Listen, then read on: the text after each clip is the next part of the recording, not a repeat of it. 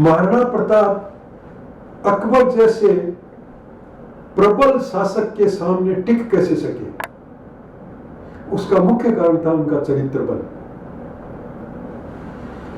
बहुत ही सादगीपूर्ण जीवन था, जैसा कि सिपाहियों का होता है, और उनका अधिकतर समय, क्योंकि सैनिकों के साथ ही रहा, तो उनका सारा जीवन ही सैनिकों जैसा था।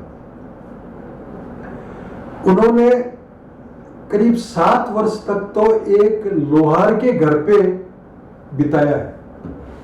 अब जब ऐसी स्थिति में जो रहता है, उसका खान पान, रहन सहन, उनका बोलचाल, उनका व्यवहार कितना अच्छा हो सकता है, सादगीपूर्ण हो सकता है।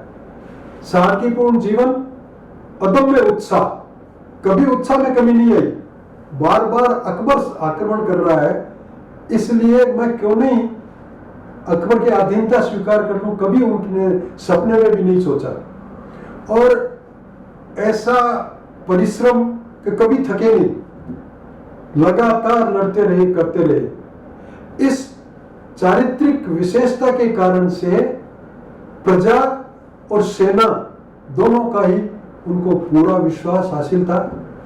लोग उनके कहने को मानते थे, लोग उनके इशारों पे काम करते थे।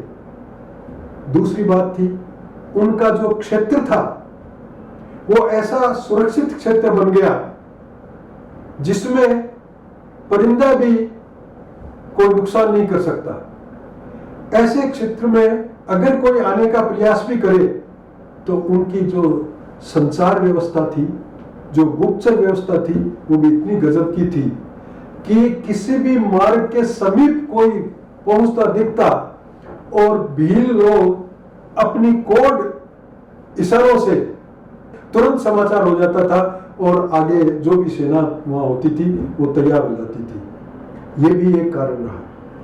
तो महाराणा प्रताप सफल हुए, उन्होंने अपना जीवन सफलता के साथ जिया।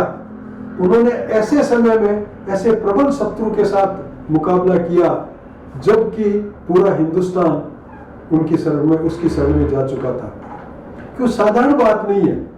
कितना